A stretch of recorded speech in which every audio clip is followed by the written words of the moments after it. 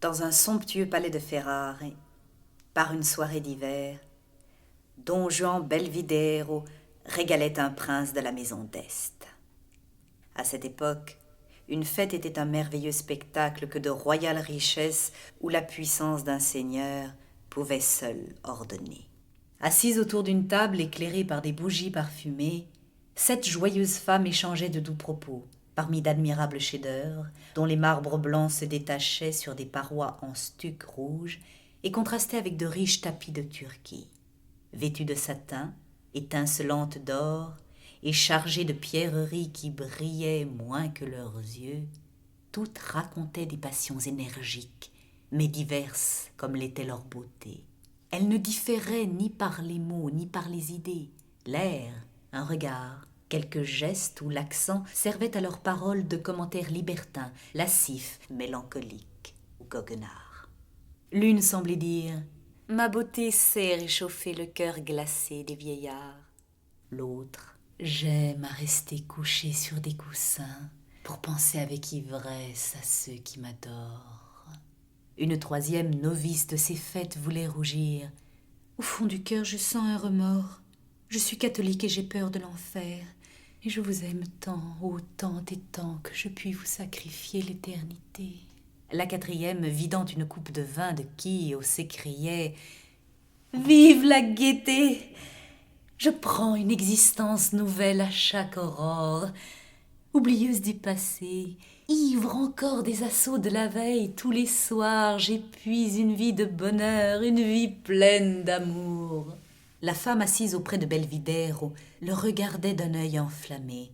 Elle était silencieuse. « Je ne m'en remettrais pas des bras vies pour tuer mon amant s'il m'abandonnait. » Puis elle avait ri, mais sa main convulsive brisait un drageoir d'or miraculeusement sculpté. « Quand seras-tu grand-duc ?» demanda la 6e au prince, avec une expression de joie meurtrière dans les dents et du délire bachique dans les yeux. « Et toi, quand ton père mourra-t-il » dit la 7e en riant, en jetant son bouquet à Don Juan par un geste enivrant de folâtrerie. C'était une innocente jeune fille accoutumée à jouer avec toutes les choses sacrées. « Oh, ne m'en parlez pas !» s'écria le jeune et beau Don Juan Belvidéro. « Il n'y a qu'un père éternel dans le monde, et le malheur veut que je l'aie. » Les 7 courtisanes de Ferrare, les amies de Don Juan, et le prince lui-même jetèrent un cri d'horreur. 200 ans après, sous Louis XV, les gens de bon goût eussent ri de cette saillie. Mais peut-être aussi, dans le commencement d'une orgie, les âmes avaient-elles encore trop de lucidité ?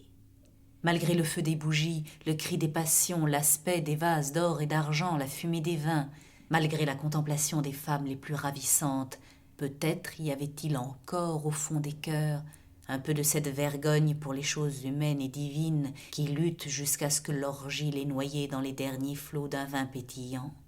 Déjà néanmoins les fleurs avaient été froissées, les yeux s'hébétaient et l'ivresse gagnait, selon l'expression de Rabelais, jusqu'aux sandales. En ce moment de silence, une porte s'ouvrit, et comme au festin de Balthazar, Dieu se fit reconnaître. Il apparut sous les traits d'un vieux domestique en cheveux blancs, à la démarche tremblante, aux sourcils contractés.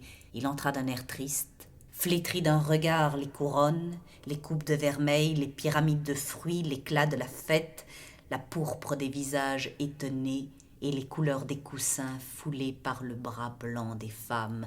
Enfin, il mit un crêpe à cette folie en disant ces sombres paroles d'une voix creuse. « Monsieur, votre père se meurt. »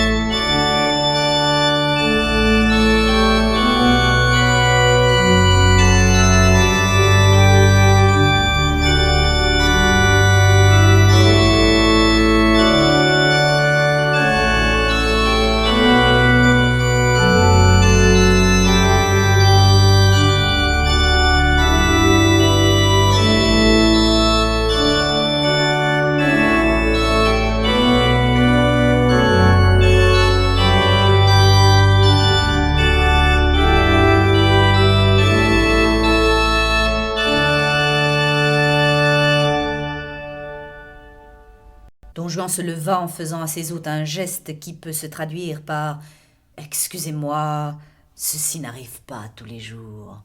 La mort d'un père ne surprend-elle pas souvent les jeunes gens au milieu des splendeurs de la vie, au sein des folles idées d'une orgie?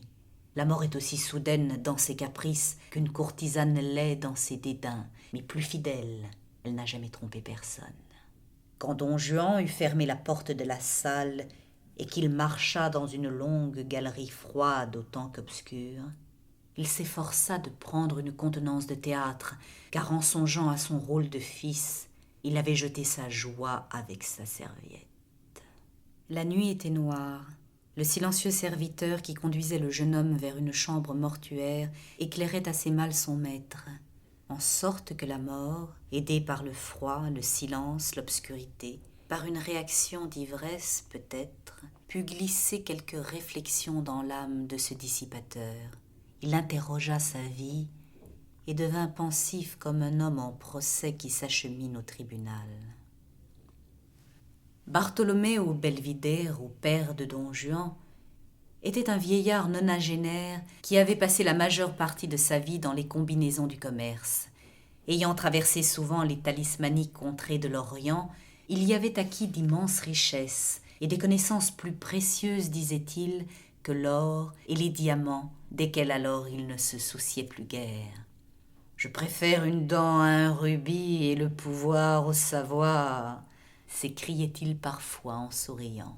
Ce bon père aimait à entendre Don Juan lui raconter une étourderie de jeunesse et disait d'un ton goguenard en lui procurant l'or: « Mon cher enfant, ne fais que les sottises qui t'amuseront. » C'était le seul vieillard qui éprouvât du plaisir à voir un jeune homme. L'amour paternel trompait sa caducité par la contemplation d'une si brillante vie. À l'âge de 60 ans, Belvidéro s'était épris d'un ange de paix et de beauté. Don Juan avait été le seul fruit de ce tardif et passager amour. Depuis 15 années, le bonhomme déplorait la perte de sa chère Juana. Ses nombreux serviteurs et son fils attribuaient à cette douleur de vieillard les habitudes singulières qu'il avait contractées. Réfugié dans l'aile la plus incommode de son palais, Bartolomeo n'en sortait que très rarement, et Don Juan lui-même ne pouvait pénétrer dans l'appartement de son père sans en avoir obtenu la permission. Si ce volontaire anachorète allait et venait dans le palais ou par les rues de Ferrare, il semblait chercher une chose qui lui manquait. Il marchait tout rêveur, indécis, préoccupé comme un homme en guerre avec une idée ou avec un souvenir. Pendant que le jeune homme donnait des fêtes somptueuses et que le palais retentissait des éclats de sa joie, que les chevaux piaffaient dans les cours, que les pages se disputaient en jouant aux dés sur les degrés, Bartolomeo mangeait 7 onces de pain par jour et buvait de l'eau. S'il lui fallait un peu de volaille, c'était pour en donner les os à un barbet noir, son compagnon fidèle. Il ne se plaignait jamais du bruit. Durant sa maladie, si le son du corps et les aboiements des chiens le surprenaient dans son sommeil, il se contentait de dire « Ah, c'est Don Juan qui rentre !» Jamais sur cette terre un père si commode et si indulgent ne s'était rencontré. Aussi le jeune Belvidéro, accoutumé à le traiter sans cérémonie, avait-il tous les défauts des enfants gâtés. Il vivait avec Bartolomeo comme vit une capricieuse courtisane avec un vieil amant, faisant excuser une impertinence par un sourire, vendant sa belle humeur et se laissant aimer. En reconstruisant par une pensée le tableau de ses jeunes années, Don Juan s'aperçut qu'il lui serait difficile de trouver la bonté de son père en faute. En entendant au fond de son cœur naître un remords, au moment où il traversait la galerie, il se sentit prêt de pardonner à Belvidéro d'avoir si longtemps vécu. Il revenait à des sentiments de piété filiale, comme un voleur devient honnête homme par la jouissance possible d'un million bien dérobé. Bientôt, le jeune homme franchit les hautes et froides salles qui composaient l'appartement de son père. Après avoir éprouvé les effets d'une atmosphère humide, respiré l'air épais, l'odeur rance qui s'exhalait de vieilles tapisseries et d'armoires couvertes de poussière, il se trouva dans la chambre antique du vieillard, devant un lit nauséabond, auprès d'un foyer presque éteint. Une lampe, posée sur une table de forme gothique, jetait par intervalles inégaux des nappes de lumière plus ou moins fortes sur le lit, et montrait ainsi la figure du vieillard sous des aspects toujours différents. Le froid sifflait à travers les fenêtres mal fermées, et la neige, en fouettant sur les vitraux, produisait un bruit sourd. Cette scène formait un contraste si heurté avec la scène que Don Juan venait d'abandonner qu'il ne put s'empêcher de tressaillir. Puis il eut froid quand, en approchant du lit, une assez violente rafale de lueur, poussée par une bouffée de vent, illumina la tête de son père. Les traits en étaient décomposés. La peau, collée fortement sur les os, avait des teintes verdâtres que la blancheur de l'oreiller sur lequel le vieillard reposait rendait encore plus horrible. Contractée par la douleur, la bouche entr'ouverte et dénuée de dents laissait passer quelques soupirs dont l'énergie lugubre était soutenue par le hurlement de la tempête. Malgré ces signes de destruction, il éclatait sur cette tête un caractère incroyable de puissance. Un esprit supérieur y combattait la mort. Les yeux, creusés par la maladie, gardaient une fixité singulière. Il semblait que Bartholoméo cherchât à tuer, par son regard de mourant, un ennemi assis au pied de son lit. Ce regard, fixe et froid, était d'autant plus effrayant que la tête restait dans une immobilité semblable à celle des crânes posés sur une table chez les médecins. Le corps entièrement dessiné par les draps du lit annonçait que les membres du vieillard gardaient la même raideur.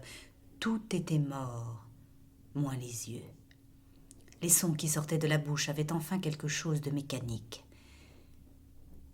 Don Juan éprouva une certaine honte d'arriver auprès du lit de son père mourant, en gardant un bouquet de courtisanes dans son sein, en y apportant les parfums d'une fête et les senteurs du vin. « Tu t'amusais » s'écria le vieillard en apercevant son fils. Au même moment, la voix pure et légère d'une cantatrice qui enchantait les convives, fortifiée par les accords de la viole sur laquelle elle s'accompagnait, domina le râle de l'ouragan et retentit jusque dans cette chambre funèbre. Don Juan voulut ne rien entendre de cette sauvage affirmation donnée à son père. Bartholoméo dit « Je ne t'en veux pas, mon enfant. » Ce mot plein de douceur fit mal à Don Juan, qui ne pardonna pas à son père cette poignante bonté. « Quel remords pour moi, mon père !» lui dit-il hypocritement. « Pauvre Juanito !» reprit le mourant d'une voix sourde. « J'ai toujours été si doux pour toi que tu ne saurais désirer ma mort. »« Oh !» s'écria Don Juan, « s'il était possible de vous rendre la vie en donnant une partie de la mienne. » Ces choses-là peuvent toujours se dire, pensait le dissipateur. C'est comme si j'offrais le monde à ma maîtresse. À peine sa pensée était-elle achevée que le vieux Barbet aboya. Cette voix intelligente fit frémir Don Juan. Il crut avoir été compris par le chien. « Je savais bien, mon fils, que je pouvais compter sur toi, » s'écria le moribond. « Je vivrai. Va, tu seras content. Je vivrai, mais sans enlever un seul des jours qui t'appartiennent. » Il a le délire, se dit Don Juan. Puis il ajouta tout haut. Oui, mon père chéri, vous vivrez, certes, autant que moi, car votre image sera sans cesse dans mon cœur. Il ne s'agit pas de cette vie-là, dit le vieux seigneur en rassemblant ses forces pour se dresser sur son séant, car il fut ému par un de ces soupçons qui ne naissent que sous le chevet des mourants. Écoute, mon fils, reprit-il d'une voix affaiblie par ce dernier effort, je n'ai pas plus envie de mourir que tu ne veux te passer de maîtresse, de vin, de chevaux, de faucons, de chiens et d'or. Je le crois bien, pensa encore le fils, en s'agenouillant au chevet du lit et en baisant une des mains cadavéreuses de Bartholoméo. Mais, mon père, mon cher père, il faut se soumettre à la volonté de Dieu. Dieu, c'est moi, reprit le vieillard en grommelant. Ne blasphémez pas, s'écria le jeune homme en voyant l'air menaçant que prirent les traits de son père. Gardez-vous-en bien. Vous avez reçu l'extrême onction et je ne me consolerai pas de vous voir mourir en état de péché. » »« Veux-tu m'écouter » Don Juan se tut. Un horrible silence régna. À travers les sifflements lourds de la neige, les accords de la viole et la voix délicieuse arrivèrent encore, faibles comme un jour naissant. Le moribond sourit. « Je te remercie d'avoir invité des cantatrices, d'avoir amené de la musique. Une fête des femmes jeunes et belles, blanches à cheveux noirs. Tous les plaisirs de la vie, fais-les rester. Je vais renaître. » »« Le délire est à son comble, » dit Don Juan. « J'ai découvert un moyen de ressusciter. Tiens, cherche dans le tiroir de la table. Tu l'ouvriras en pressant un ressort caché par le griffon. »« J'y suis, mon père. »« Là, bien, prends un petit flacon de cristal de roche. Le voici. J'ai employé 20 ans à... » En ce moment, le vieillard sentit approcher sa fin et rassembla toute son énergie pour dire « Aussitôt que j'aurai rendu le dernier soupir, tu me frotteras tout entier de cette eau. Je renaîtrai. » Il y en a bien peu. Si Bartholoméo ne pouvait plus parler, il avait encore la faculté d'entendre et de voir. Sur ce mot, sa tête se tourna vers Don Juan par un mouvement d'une effrayante brusquerie. Son cou resta tordu, comme celui d'une statue de marbre que la pensée du sculpteur a condamné à regarder de côté. Ses yeux agrandis contractèrent une hideuse immobilité. Il était mort, mort en perdant sa dernière illusion. En cherchant un asile dans le cœur de son fils, il y trouvait une tombe plus creuse que les hommes ne la font d'habitude à leur mort. Aussi ses cheveux furent-ils éparpillés par l'horreur, et son regard convulsé parlait-il encore. C'était un père se levant avec rage de son sépulcre pour demander vengeance à Dieu. « Tiens, le bonhomme est fini » s'écria Don Juan. Empressé de présenter le mystérieux cristal à la lueur de la lampe, comme un buveur consulte sa bouteille à la fin d'un repas, il n'avait pas vu blanchir l'œil de son père. Le chien béant contemplait alternativement son maître mort et l'élixir, de même que Don Juan regardait tour à tour son père et la fiole. La lampe jetait des flammes ondoyantes. Le silence était profond, la viole muette. Belvidéro tressaillit en croyant voir son père se remuer. Intimidé par l'expression raide de ses yeux accusateurs, il les ferma, comme il aurait poussé une persienne battue par le vent pendant une nuit d'automne. Il se tint debout, immobile, perdu dans un monde de pensées. Tout à coup, un bruit aigre, semblable au cri d'un ressort rouillé, rompit ce silence. Don Juan, surpris, faillit laisser tomber le flacon.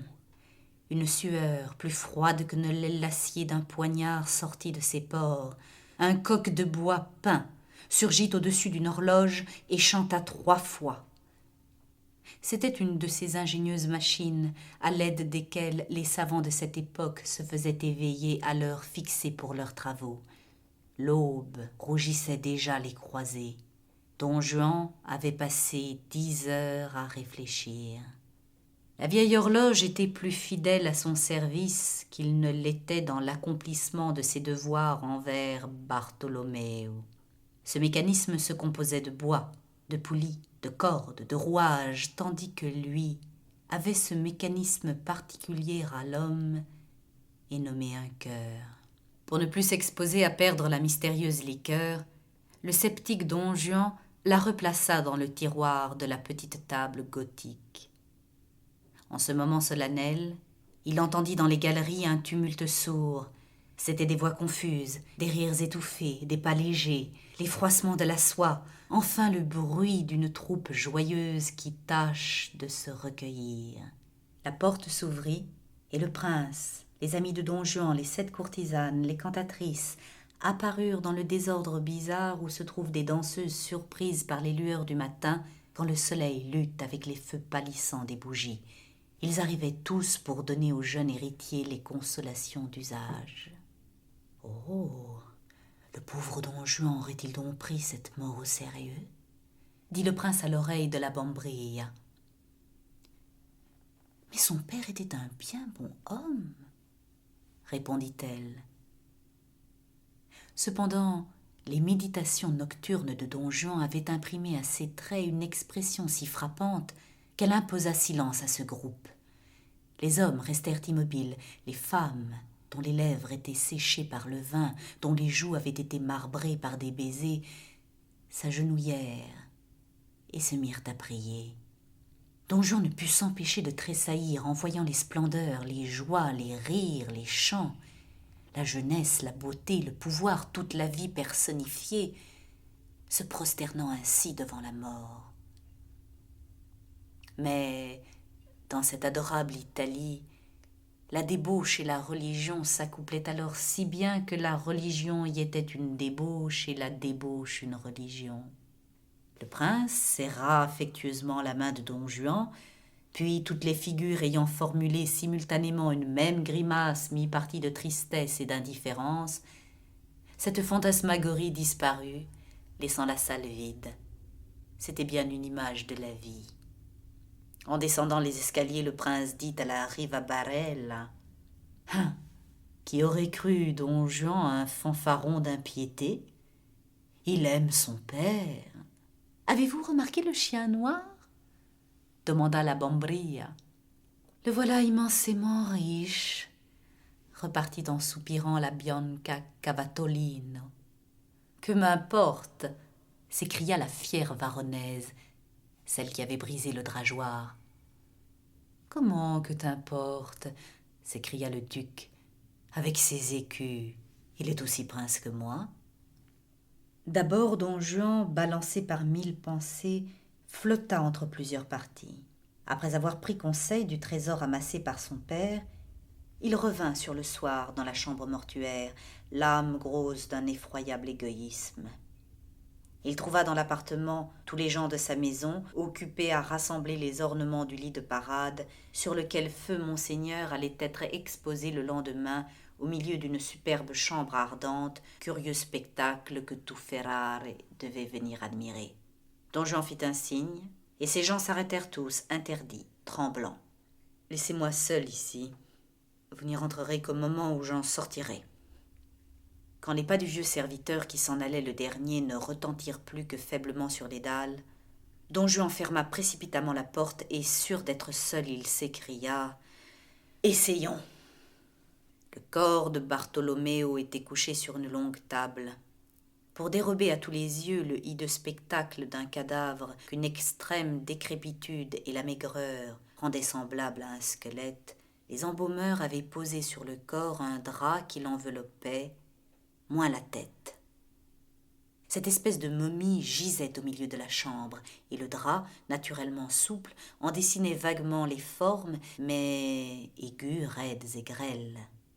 Le visage était marqué de larges taches violettes qui indiquaient la nécessité d'achever l'embaumement. Malgré le scepticisme dont il était armé, don Juan trembla en débouchant la magique fiole de cristal. Quand il arriva près de la tête, il fut même contraint d'attendre un moment, tant il frissonnait. Mais ce jeune homme avait été de bonne heure savamment corrompu par les mœurs d'une cour dissolue. Une réflexion digne du duc d'Urbain vint donc lui donner un courage qui aiguillonnait un vif sentiment de curiosité. Il semblait même que le démon lui eût soufflé ces mots qui résonnèrent dans son cœur. « Imbibe un œil !» Il prit un linge, et après l'avoir parcimonieusement mouillé dans la précieuse liqueur, il le passa légèrement sur la paupière droite du cadavre. L'œil s'ouvrit. « Ah !» dit don Juan en pressant le flacon dans sa main, comme nous serrons en rêvant la branche à laquelle nous sommes suspendus au-dessus d'un précipice. Il voyait un œil plein de vie, un œil d'enfant dans une tête de mort. La lumière y tremblait au milieu d'un jeune fluide, et, protégée par de beaux cils noirs, elle scintillait, pareille à ces lueurs uniques que le voyageur aperçoit dans une campagne déserte par les soirs d'hiver. cet œil flamboyant paraissant vouloir s'élancer sur Don Juan, et il pensait, accusait, condamnait, menaçait, jugeait, parlait, il criait, il mordait. Toutes les passions humaines s'y agitaient. C'étaient les supplications les plus tendres, une colère de roi, puis l'amour d'une jeune fille demandant grâce à ses bourreaux, enfin le regard profond que jette un homme sur les hommes en gravissant la dernière marche de l'échafaud. Il éclatait tant de vie dans ce fragment de vie que Don Juan épouvanté recula. Il se promena par la chambre, sans oser regarder cet œil qu'il revoyait sur les planchers, sur les tapisseries. La chambre était parsemée de pointes pleines de feu, de vie, d'intelligence. Partout brillaient des yeux qui aboyaient après lui. « Il aurait bien revécu 100 ans !» s'écria-t-il involontairement au moment où, ramené devant son père par une influence diabolique, il contemplait cette étincelle lumineuse. Tout à coup, la paupière intelligente se ferma et se rouvrit brusquement, comme celle d'une femme qui consent. Une voix eût crié « oui », Don Juan n'aurait pas été plus effrayé. Que faire ? Il eut le courage d'essayer de clore cette paupière blanche. Ses efforts furent inutiles. Le crever ? Ce sera peut-être un parricide ? Oui, dit l'œil par un clignotement d'une étonnante ironie. Ah ! S'écria Don Juan. Il y a de la sorcellerie là-dedans. Et il s'approcha de l'œil pour l'écraser. Une grosse larme roula sur les joues creuses du cadavre et tomba sur la main de Belvidéro. Elle est brûlante. Cette lutte l'avait fatigué comme s'il avait combattu à l'exemple de Jacob contre un ange. Enfin, il se leva en se disant « Pourvu qu'il n'y ait pas de sang !» Puis, rassemblant tout ce qu'il faut de courage pour être lâche, il l'écrasa l'œil en le foulant avec un linge mais sans le regarder. Un gémissement inattendu mais terrible se fit entendre. Le pauvre Barbet expirait en hurlant. « Serait-il dans le secret ?» se demanda Don Juan en regardant le fidèle animal.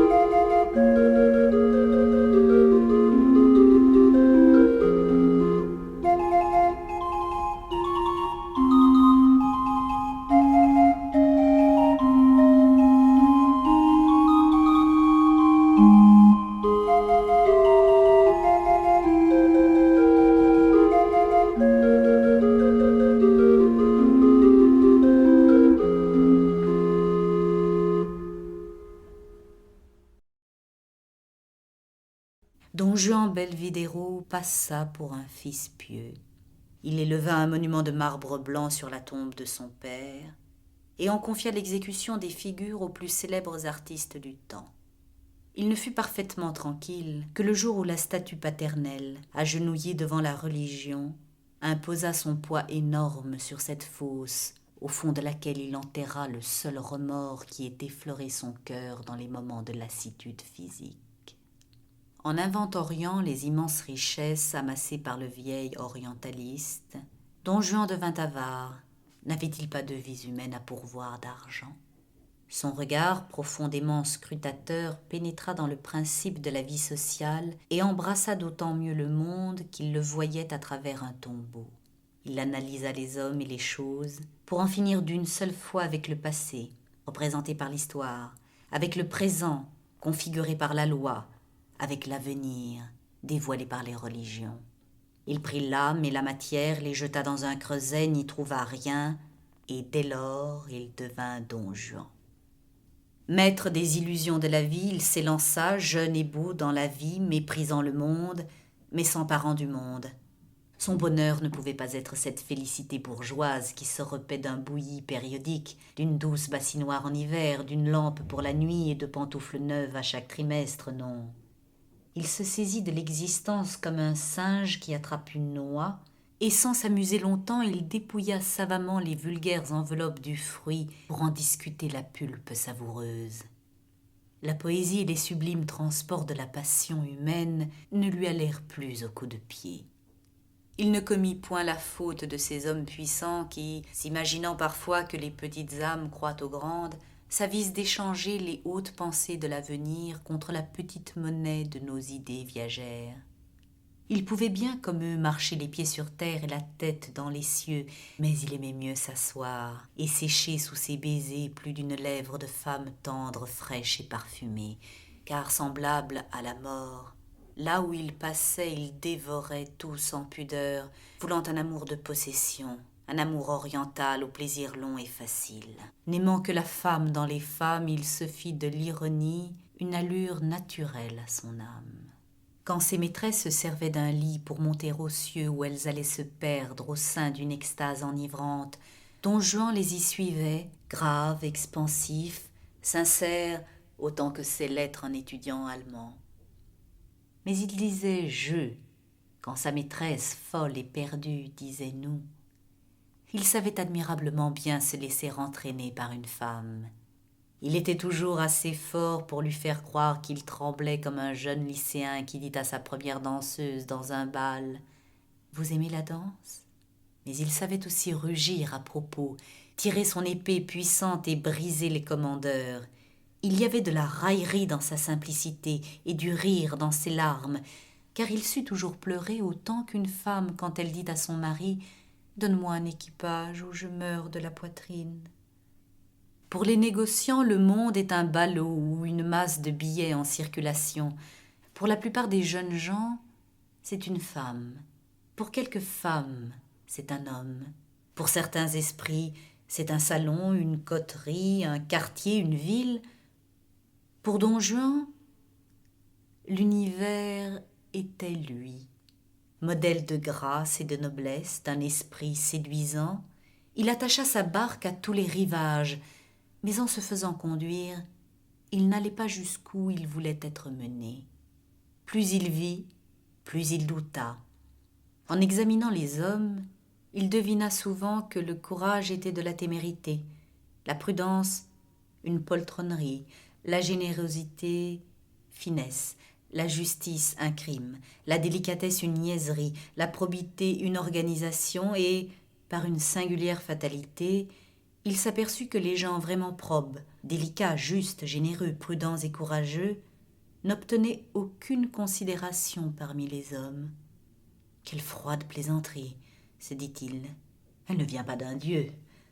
Et alors, renonçant à un monde meilleur, il ne se découvrit jamais en entendant prononcer un nom et considéra les saints de pierre dans les églises comme des œuvres d'art. Aussi, comprenant le mécanisme des sociétés humaines, ne heurtait-il jamais trop les préjugés parce qu'il n'était pas aussi puissant que le bourreau. Mais il tournait les lois sociales avec cette grâce et cet esprit si bien rendu dans sa scène avec M. Dimanche. Il fut en effet le type du Don Juan de Molière, du Faust de Goethe, du Manfred de Byron et du Melmoth de Mathurin. Grandes images tracées par les plus grands génies de l'Europe, et auxquels les accords de Mozart ne manqueront pas plus que la lyre de Rossini, peut-être. Image terrible que le principe du mal existant chez l'homme éternise, et dont quelques copies se retrouvent de siècle en siècle. Soit que ce type entre en pourparlers avec les hommes en s'incarnant dans Mirabeau, soit qu'il se contente d'agir en silence comme Bonaparte, ou de presser l'univers dans une ironie comme le divin Rabelais, ou bien encore qu'il se rit des êtres au lieu d'insulter aux choses, comme le maréchal de Richelieu. Et mieux peut-être, soit qu'il se moque à la fois des hommes et des choses, comme le plus célèbre de nos ambassadeurs. Mais le génie profond de Don Juan Belvidéro résuma par avance tous ces génies. Il se joua de tout. Sa vie était une moquerie qui embrassait hommes, choses, institutions, idées. Quant à l'éternité, il avait causé familièrement une demi-heure avec le pape Jules II, et à la fin de la conversation, il lui dit en riant « S'il faut absolument choisir, j'aime mieux croire en Dieu qu'au diable. La puissance unie à la bonté offre toujours plus de ressources que n'en a le génie du mal. » Oui, mais Dieu veut qu'on fasse pénitence dans ce monde. Vous pensez donc toujours à vos indulgences, répondit Belvidéro. Eh bien, j'ai, pour me repentir des fautes de ma première vie, toute une existence en réserve. Ah, si tu comprends ainsi la vieillesse, s'écria le pape, tu risques d'être canonisé. Après votre élévation à la papauté, l'on peut tout croire. Et ils allèrent voir les ouvriers occupés à bâtir l'immense basilique consacrée à Saint-Pierre. Saint-Pierre est l'homme de génie qui nous a constitué notre double pouvoir. Il mérite ce monument. Mais parfois, la nuit, je pense qu'un déluge passera l'éponge sur cela et ce sera recommencé. Don Juan et le pape se prirent à rire. Ils s'étaient entendus. Un sot serait allé le lendemain s'amuser avec Jules II chez Raphaël ou dans la délicieuse Villa Madame. Mais Belvidéro alla le voir officier pontificalement afin de se convaincre de ses doutes. Dans une débauche, la Rovère aurait pu se démentir et commenter l'Apocalypse. Toutefois, cette légende n'est pas entreprise pour fournir des matériaux à ceux qui voudront écrire des mémoires sur la vie de Don Juan. Elle est destinée à prouver aux honnêtes gens que Belvidéro n'est pas mort dans son duel avec une pierre, comme veulent le faire croire quelques lithographes. Lorsque Don Juan Belvidéro atteignit l'âge de 60 ans, il vint se fixer en Espagne. Là, sur ses vieux jours, il épousa une jeune et ravissante Andalouse. Mais par calcul, il ne fut ni bon père, ni bon époux. Il avait observé que nous ne sommes jamais si tendrement aimés que par les femmes auxquelles nous ne songeons guère. Donia Elvire, saintement élevée par une vieille tante au fond de l'Andalousie, dans un château, à quelques lieues de Sanlúcar, était tout dévouement et toute grâce. Don Juan devina que cette jeune fille serait femme à longtemps combattre une passion avant d'y céder. Il espéra donc pouvoir la conserver vertueusement jusqu'à sa mort. Ce fut une plaisanterie sérieuse, une partie d'échecs qu'il voulut se réserver de jouer pendant ses vieux jours. Fort de toutes les fautes commises par son père Bartholoméo, Don Juan résolut de faire servir les moindres actions de sa vieillesse à la réussite du drame qui devait s'accomplir sur son lit de mort. Ainsi, la plus grande partie de ses richesses resta enfouie dans les caves de son palais à Ferrare, où il allait rarement. Quant à l'autre moitié de sa fortune, elle fut placée en viager, afin d'intéresser à la durée de sa vie et sa femme et ses enfants. Espèce de rouerie que son père aurait dû pratiquer. Mais cette spéculation de machiavélisme ne lui fut pas très nécessaire.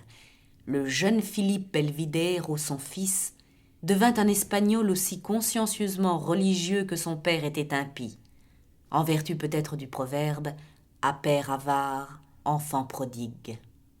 L'abbé de Sanlúcar fut choisi par Don Juan pour diriger les consciences de la duchesse de Belvidéro et de Philippe. Cet ecclésiastique était un saint homme, de belle taille, admirablement bien proportionné, ayant de beaux yeux noirs, une tête à la Tibère fatiguée par les jeûnes, blanche de macération et journellement tentée comme le sont tous les solitaires. Le vieux seigneur espérait peut-être pouvoir encore tuer un moine avant de finir son premier bail de vie. Mais, soit que l'abbé fût aussi fort que Don Juan pouvait l'être lui-même, soit que Donia Elvire eût plus de prudence ou de vertu que l'Espagne n'en accorde aux femmes, Don Juan fut contraint de passer ses derniers jours comme un vieux curé de campagne, sans scandale chez lui. Parfois, il prenait plaisir à trouver son fils ou sa femme en faute sur leurs devoirs de religion et voulait impérieusement qu'ils exécutassent toutes les obligations imposées aux fidèles par la cour de Rome. Enfin, il n'était jamais si heureux qu'en entendant le galant abbé de Sanlúcar, Doña Elvire et Philippe, occupés à discuter un cas de conscience. Cependant, malgré les soins prodigieux que le seigneur Don Juan Belvidéro donnait à sa personne, les jours de la décrépitude arrivèrent. Avec cet âge de douleur vinrent les cris de l'impuissance, cris d'autant plus déchirants que plus riches étaient les souvenirs de sa bouillante jeunesse et de sa voluptueuse maturité. Cet homme, en qui le dernier degré de la raillerie était d'engager les autres à croire aux lois et aux principes dont il se moquait, s'endormait le soir sur un peut-être. Ce modèle du bon ton, ce duc, vigoureux dans une orgie, superbe dans les cours, gracieux auprès des femmes dont les cœurs avaient été tordus par lui comme un paysan tord un lien d'osier, cet homme de génie avait une pituite opiniâtre, une sciatique importune, une goutte brutale. Il voyait ses dents le quittant comme, à la fin d'une soirée, les dames les plus blanches, les mieux parées, s'en vont une à une, laissant le salon désert et démeublé. Enfin ses mains hardies tremblèrent, ses jambes sveltes chancelèrent, et un soir l'apoplexie lui pressa le cou de ses mains crochues et glaciales. Depuis ce jour fatal, il devint morose et dur. Il accusait le dévouement de son fils et de sa femme, en prétendant parfois que leurs soins touchants et délicats ne lui étaient si tendrement prodigués que parce qu'il avait placé toute sa fortune en rente viagère. Elvire et Philippe versaient alors des larmes amères et redoublaient de caresses auprès du malicieux vieillard dont la voix cassée devenait affectueuse pour leur dire « Mes amis, ma chère femme, vous me pardonnez, n'est-ce pas ? Je vous tourmente un peu. Hélas, grand Dieu, comment te sers-tu de moi pour éprouver ces deux célestes créatures ? Moi qui devrais être leur joie, je suis leur fléau. » Ce fut ainsi qu'il les enchaîna au chevet de son lit, leur faisant oublier des mois entiers d'impatience et de cruauté par une heure où, pour eux, il déployait les trésors toujours nouveaux de sa grâce et d'une fausse tendresse. Système paternel qui lui réussit infiniment mieux que celui dont avait usé jadis son père envers lui. Enfin, il parvint à un tel degré de maladie que, pour le mettre au lit, il fallait le manœuvrer comme une flouque entrant dans un chenal dangereux. Puis le jour de la mort arriva.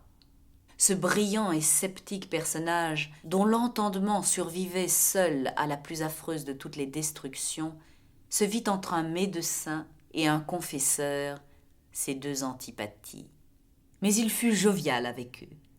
N'y avait-il pas pour lui une lumière scintillante derrière le voile de l'avenir ? Sur cette toile, de plomb pour les autres et diaphane pour lui, les légères, les ravissantes délices de la jeunesse se jouaient comme des ombres.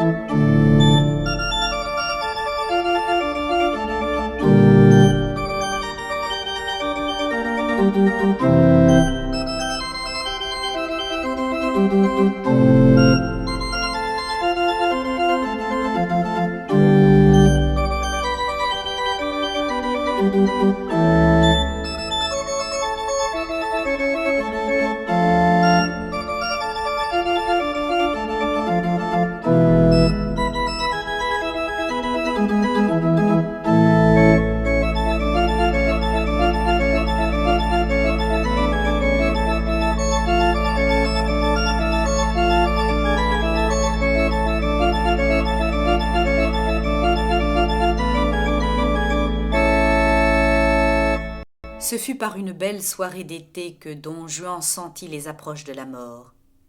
Le ciel de l'Espagne était d'une admirable pureté, les orangers parfumaient l'air, les étoiles distillaient de vives et fraîches lumières, la nature semblait lui donner des gages certains de sa résurrection. Un fils pieux et obéissant le contemplait avec amour et respect. Vers 11 heures, il voulut rester seul avec cet être candide. « Philippe » lui dit-il d'une voix si tendre et si affectueuse que le jeune homme tressaillit et pleura de bonheur. Jamais ce père inflexible n'avait prononcé ainsi Philippe. Écoute-moi, mon fils, je suis un grand pécheur. Aussi ai-je pensé pendant toute ma vie à ma mort. Jadis, je fus l'ami du grand pape Jules II. Cet illustre pontife craignit que l'excessive irritation de mes sens ne me fît commettre quelque péché mortel entre le moment où j'expirerais et celui où j'aurais reçu les saintes huiles. Il me fit présent d'une fiole dans laquelle existe l'eau sainte jaillie autrefois des rochers dans le désert.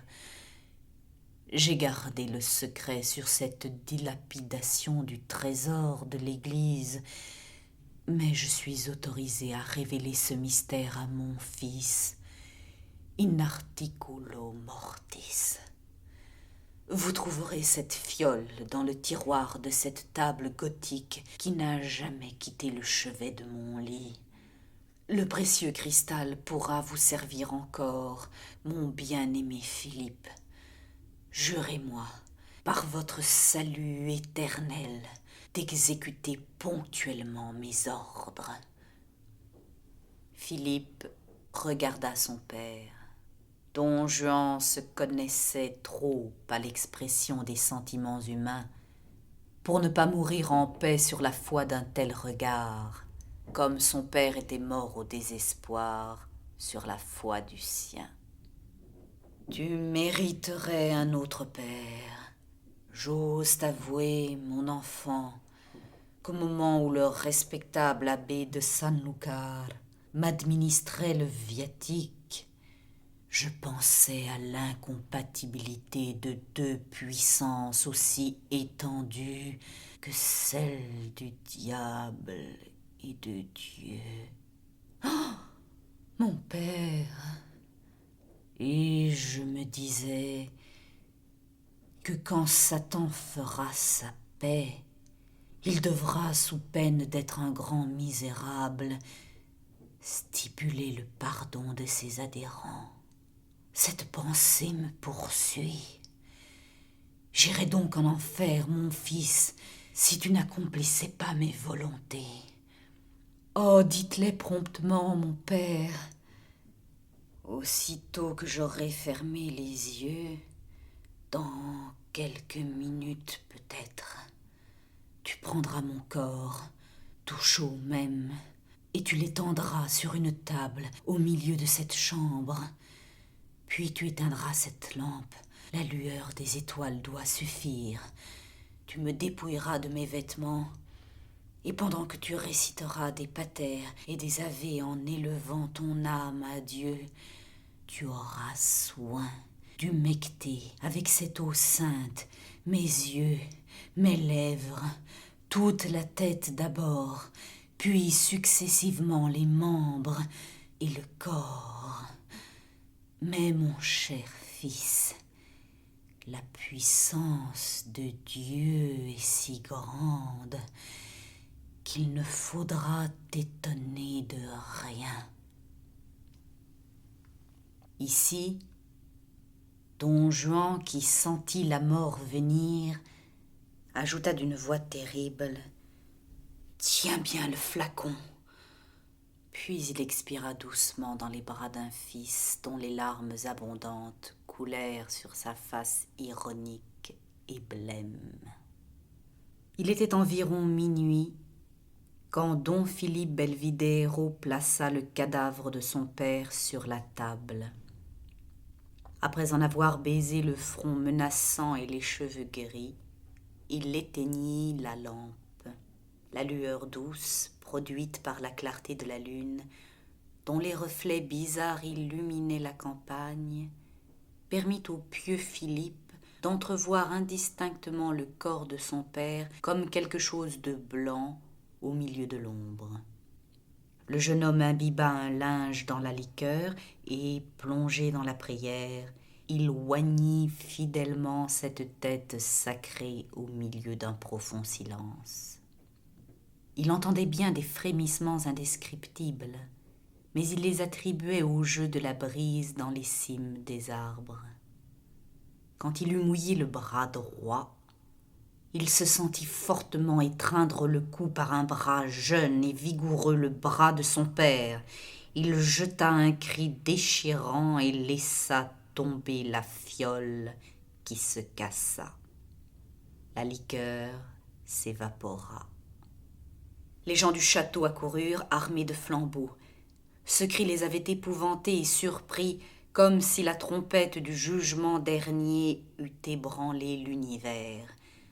En un moment, la chambre fut pleine de monde. La foule tremblante aperçut don Philippe évanoui, mais retenu par le bras puissant de son père, qui lui serrait le cou. Puis, chose surnaturelle, l'assistance vit la tête de don Juan, aussi jeune, aussi belle que celle de l'Antinoüs, une tête aux cheveux noirs, aux yeux brillants, à la bouche vermeille, et qui s'agitait effroyablement sans pouvoir remuer le squelette auquel elle appartenait. Un vieux serviteur cria « Miracle !» et tous les Espagnols répétèrent « Miracle !» Trop pieuse pour admettre les miracles de la magie, Doña Elvire envoya chercher l'abbé de Sanlúcar. Lorsque le prieur contempla de ses yeux le miracle, il résolut d'en profiter en homme d'esprit et en abbé qui ne demandait pas mieux que d'augmenter ses revenus. Déclarant aussitôt que le seigneur Don Juan serait infailliblement canonisé, il indiqua la cérémonie de l'apothéose dans son couvent, qui désormais s'appellerait, dit-il, San Juan de Lúcar. À ces mots, la tête fit une grimace assez facétieuse. Le goût des Espagnols pour ces sortes de solennités est si connu qu'il ne doit pas être difficile de croire aux féeries religieuses par lesquelles l'abbaye de Sanlúcar célébra la translation du bienheureux don Juan Belvidéro dans son église. Quelques jours après la mort de cet illustre seigneur, le miracle de son imparfaite résurrection s'était si drûment compté de village en village dans un rayon de plus de 50 lieues autour de Sanlúcar que ce fut déjà une comédie que de voir les curieux par les chemins. Ils vinrent de tous côtés, affriandés par un Te Deum chanté au flambeau. L'antique mosquée du couvent de Sanlúcar, merveilleux édifice bâti par les morts et dont les voûtes entendaient depuis 3 siècles le nom de Jésus-Christ substitué à celui d'Allah, ne put contenir la foule accourue pour voir la cérémonie. Pressés comme des fourmis, des hidalgos en manteaux de velours et armés de leurs bonnes épées se tenaient debout autour des piliers sans trouver de place pour plier leurs genoux qui ne se pliaient que là. De ravissantes paysannes, dont les basquines dessinaient les formes amoureuses, donnaient le bras à des vieillards en cheveux blancs. Des jeunes gens aux yeux de feu se trouvaient à côté de vieilles femmes parées. Puis c'étaient des couples frémissant d'aise, fiancées curieuses amenées par leurs bien-aimés, des mariés de la veille, des enfants se tenant craintifs par la main. Ce monde était là, riche de couleurs, brillant de contrastes, chargé de fleurs émaillées, faisant un doux tumulte dans le silence de la nuit. Les larges portes de l'église s'ouvrirent. Ceux qui, venus trop tard, restèrent en dehors, voyaient de loin, par les 3 portails ouverts, une scène dont les décorations vaporeuses de nos opéras modernes ne sauraient donner une faible idée. Des dévotes et des pécheurs, pressés de gagner les bonnes grâces d'un nouveau saint, allumèrent en son honneur des milliers de cierges dans cette vaste église, lueurs intéressées, qui donnèrent de magiques aspects aux monuments. Les noires arcades, les colonnes et leurs chapiteaux, les chapelles profondes et brillantes d'or et d'argent, les galeries, les découpures sarrasines, les traits les plus délicats de cette sculpture délicate se dessinaient dans cette lumière surabondante comme des figures capricieuses qui se forment dans un brasier rouge. C'était un océan de feu dominé au fond de l'église par le cœur doré où s'élevait le maître-autel dont la gloire eût rivalisé avec celle d'un soleil levant. En effet, la splendeur des lampes d'or, des candélabres d'argent, des bannières, des glands, des saints et des ex-voto pâlissait devant la châsse où se trouvait don Juan. Le corps de l'impie étincelait de pierreries, de fleurs, de cristaux, de diamants, d'or, de plumes aussi blanches que les ailes d'un séraphin, et remplaçait sur l'autel un tableau du Christ. Autour de lui brillaient des cierges nombreux qui élançaient dans les airs de flamboyantes ondes. Le bon abbé de Sanlúcar, paré des habits pontificaux, ayant sa mitre enrichie de pierres précieuses, son rochet, sa crosse d'or, siégeait roi du cœur sur un fauteuil d'un luxe impérial, au milieu de tout son clergé, composé d'impassibles vieillards en cheveux argentés, revêtus d'aubes fines et qui l'entouraient, semblables aux saints confesseurs que les peintres groupent autour de l'Éternel. Le grand chantre et les dignitaires du chapitre, décorés des brillants insignes de leurs vanités ecclésiastiques, allaient et venaient au sein des nuages formés par l'encens, pareils aux astres qui roulent sur le firmament. Quand l'heure du triomphe fut venue, les cloches réveillèrent les échos de la campagne, et cette immense assemblée jeta vers Dieu le premier cri de louange par lequel commence le Te Deum.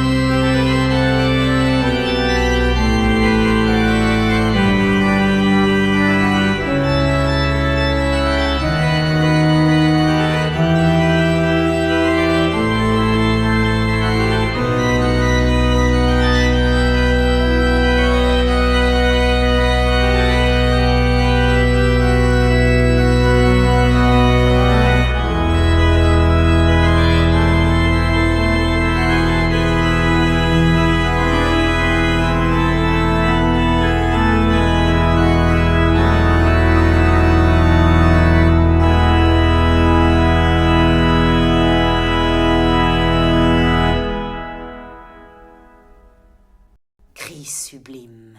C'étaient des voix pures et légères, des voix de femmes en extase mêlées aux voix graves et fortes des hommes, des milliers de voix si puissantes que l'orgue n'en domina pas l'ensemble, malgré le mugissement de ses tuyaux.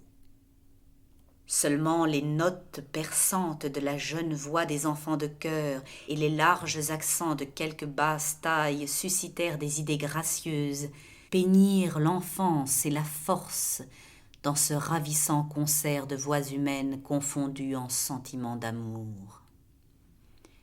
Te Deum laudamus. Du sein de cette cathédrale noire de femmes et d'hommes agenouillés, ce chant partit semblable à une lumière qui scintille tout à coup dans la nuit, et le silence fut rompu comme par un coup de tonnerre. Les voix montèrent avec les nuages d'encens qui jetaient alors des voiles diaphanes et bleuâtres sur les fantastiques merveilles de l'architecture.